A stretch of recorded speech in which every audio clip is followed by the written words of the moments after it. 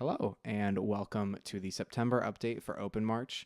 I know it's been a hot second since I've made a video. I was spending a lot of my summer teaching drum corps and just vacationing and relaxing, and OpenMarch kind of took a back seat. But for the last month, especially, the momentum has been back. I've been getting into a really good habit of going to bed earlier and waking up like about 2 hours before I go to work every morning to work on OpenMarch. So it's been super consistent. I've had super consistent amounts of time to work on it, and so that means that I'm able to make better plans. So there isn't really a lot in the scope of new features. I do have cool stuff to show you if you're interested. But here, actually, let me show you some of those things. No, because then this will go away because it's part of a branch. Let me talk to you about it first. And if you don't care about what I have to say, then you can like skip ahead until you see OpenMarch. Because I'm not going to put timestamps in this video. I'm not that invested in that. So, okay. Basically, since I started OpenMarch, I am a much better. Hold on, that might be better. Since I started OpenMarch, I am a much better developer than I was. I kind of, when I started, just was doing things to make it work. I was doing things like, I have no idea how React works. I have no idea how this Fabric.js thing works. I have no idea how Electron works, or at that time it was Ruby on Rails. I didn't know any of that. And so I was just kind of flying blind, doing what ChatGPT told me to do. And now I've noticed in my development, kind of time with this, I don't really use ChatGPT for much at all. Not out of like me thinking I'm better than it, but out of like I used to be using it like, I don't know how to do this. ChatGPT tell me how to do it, and it would just spit something out, and I would just implement it. The problem that I ran into, that I have been running into, is now that I want to add new features, now that I want to write tests, now that I want this to be a more mature app, is that I was writing things that should have been TypeScript classes or things that should have been more generalized just in React components. And this is something I actually realized in March, I think, with the marchers and the pages. And I wrote TypeScript classes for all of those, but like even more so now, I am able to better separate and think ahead as to how things like this should be done. And that's all with hindsight. It is so much easier to do this now that I have working code, so I can be like, this is the goal I need to have, and this is how I need to generalize it, and these are the tests I need to write. That is much easier that I have something that works than if I didn't have anything at all. So I don't think any of it's wasted time. I do just need to fix it. And for the biggest reason is testing, because I have found that and this is just how software works, is that if I don't write tests for things, eventually stuff is going to break, and I'm not going to know why. And when I eventually release this to the public, I want to be able to write a test, to run tests, and to the best of my knowledge, these tests are representative that OpenMarch will work as expected when it gets into someone's hands. And so that is becoming a lot easier with me writing generic code. It also is going to be easier as I start to add more things that are on the canvas. So the only thing on the canvas right now is marchers. When I have talked to people who are either drill writers or are in the music education scene, big thing they said that they needed is they need draw and distribute like stuff where you like draw a line and marchers get distributed throughout it. That's a huge thing. OpenMarch kind of can do straight lines right now, but not in the way people want. So instead of rushing into it and being like, I need to figure out how to distribute a line, I'm trying to figure out how to make general shapes something that is easy to implement.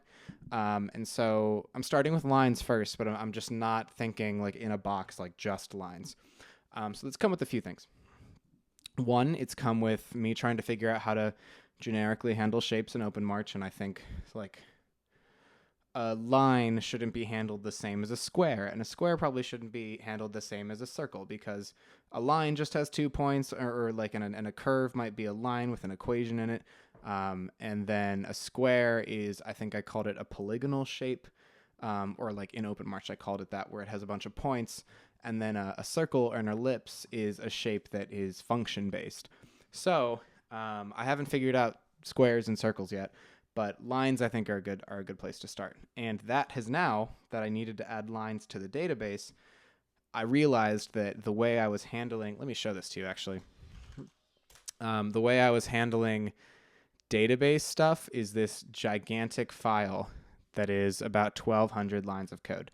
Now, it's not 1,200 lines of meaningful, different stuff like update marcher pages, or there should be one that's like update pages. Yeah, update pages, or like update marchers. It's very similar functions. All in all, it doesn't they don't all need to be all in this one big file. None of these have any tests written for them. They're not tested at all. They're just here and they work, and I don't touch them. But we need to make sure that these work. So what I've gone ahead and done, let me make sure before I switch this branch. Do I distribute refactoring the high school? Oh, I'll talk about that later. Let's switch to that branch. So what I've gone ahead and done, let me save this. I shouldn't have done that. Whatever.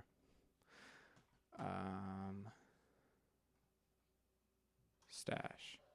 Pop stash.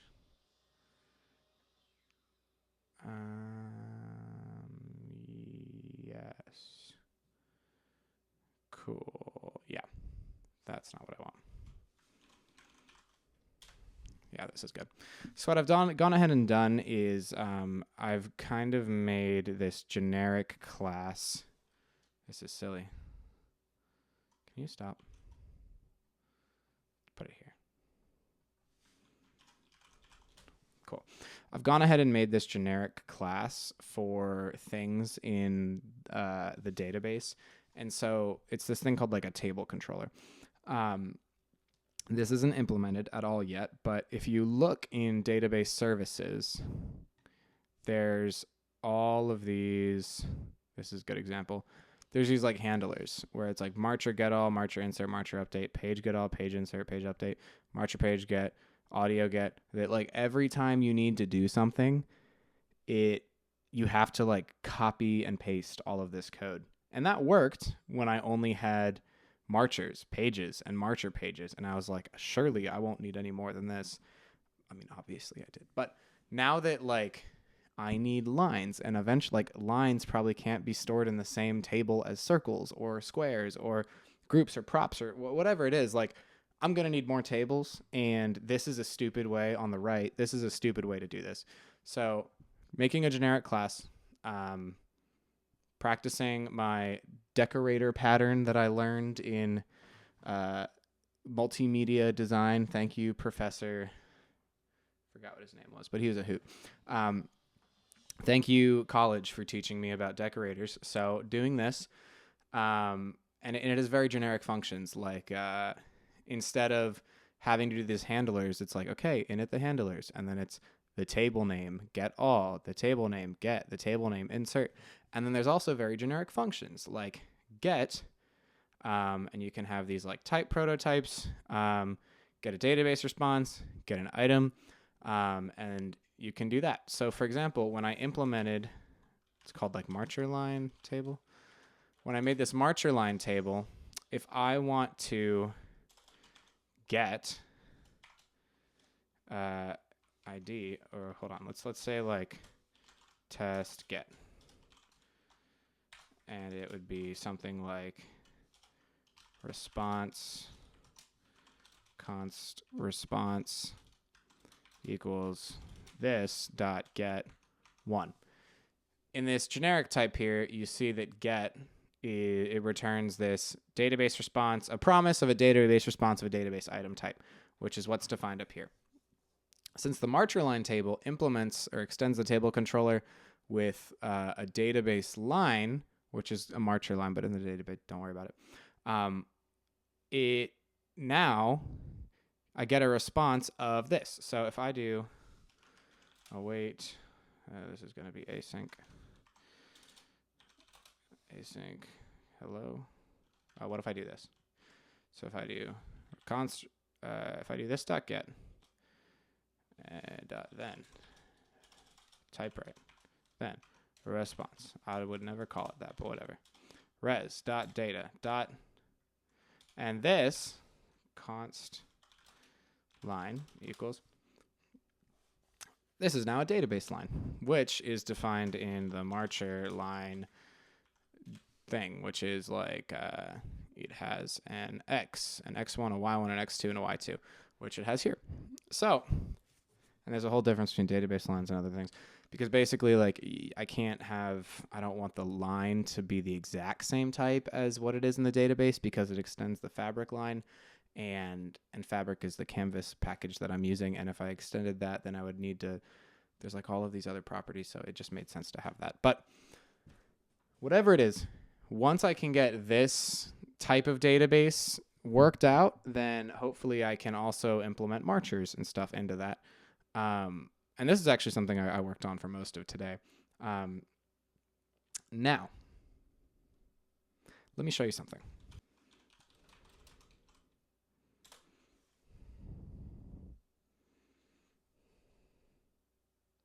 Rollup failed. Great. What's wrong? Cannot read properties of undefined databases. Ready. Blah, blah, blah, blah.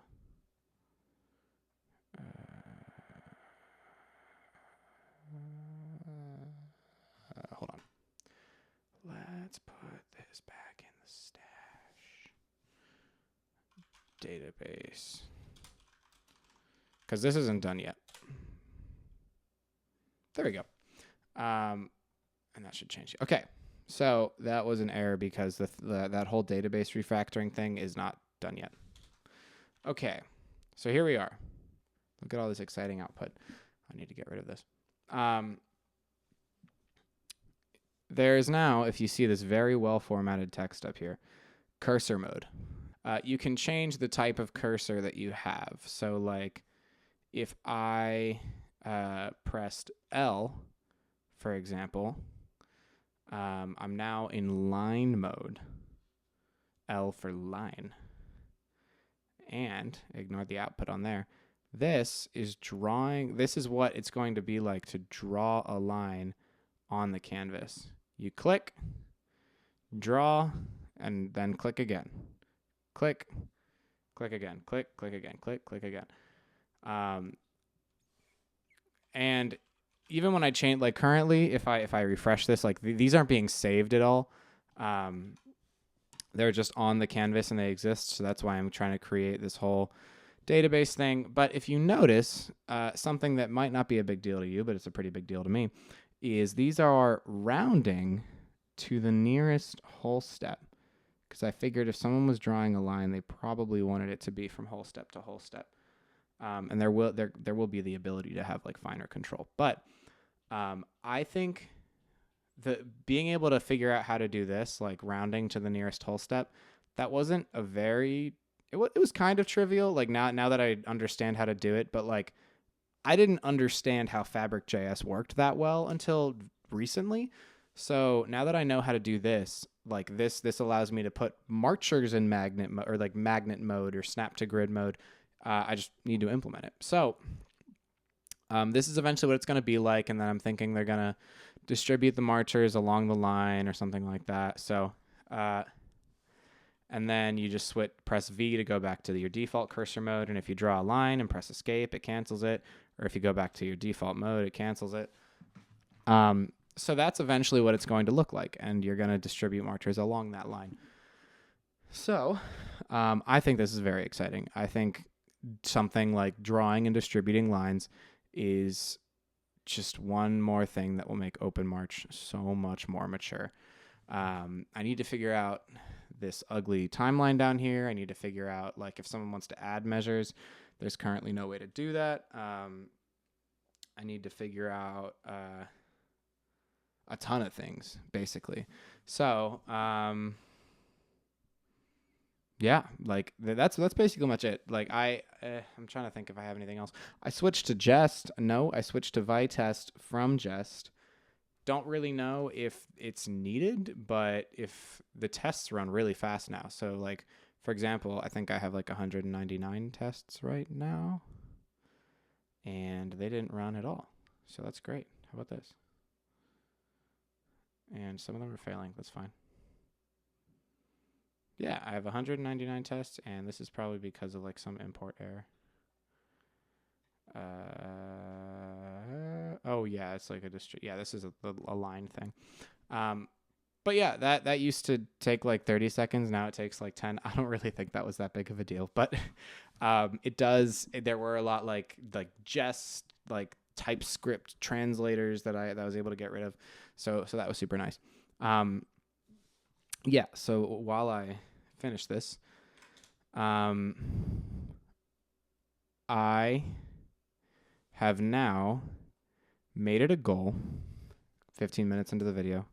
Thanks for keeping it punctual, Alex. I've now made it a goal to try and have this. I know I said, oh, first it's going to be ready by June, then it's going to be ready for the next indoor season. I know I keep pushing it back, but I'm fine with that. Like, this is free. I don't care. But this I think is realistic. I think I would really like this to be ready by the 2025 marching season.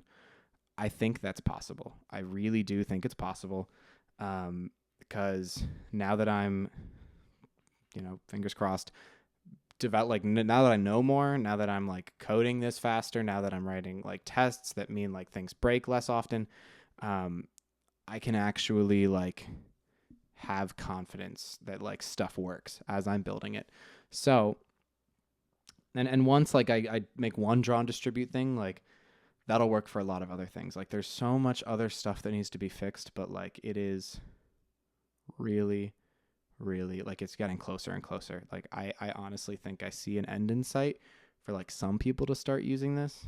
And that's what's keeping me going. Like if this was just a piece of crap, which it is right now, but like if it was like a hopeless piece of crap, then I wouldn't be putting as much time into this. But what keeps me going is the people that are excited about it and are like asking me, when's it going to be ready? When can I do this? When can I do that? Like, and every time someone uses it, they always tell me like, it needs this feature, it needs this, it needs that. And half the time it's already on my to-do list. But what really keeps me going is when people are like, it's just so fast and it's easy. And like, they see the vision. It's not there yet. There's some weird quirks. Like I think if I go here and I do edit, like, or not that works, but there's like some where you like click edit. Yeah. Like this is like covered, and on some screens it like gets covered completely. So that like, there's quirks like that. So I'm going to need to figure them out, but I'm really excited, for this to eventually get in the hands of actual people, and for young drill designers or people that are just messing around to have something that they can use for free. Because a good free drill writing software doesn't exist. So as far as I know there's like Tiny Marching Music League or whatever, but that's like more like a game. Cool, but it's not like a real drill designing thing. So yeah, please email me if you're interested in helping out. I get a lot of emails of like, I'd love to help out, and they show me some cool stuff or they tell me some of their ideas, and I like get in a call with them. But so far I haven't really had anyone that's like really, really helped me.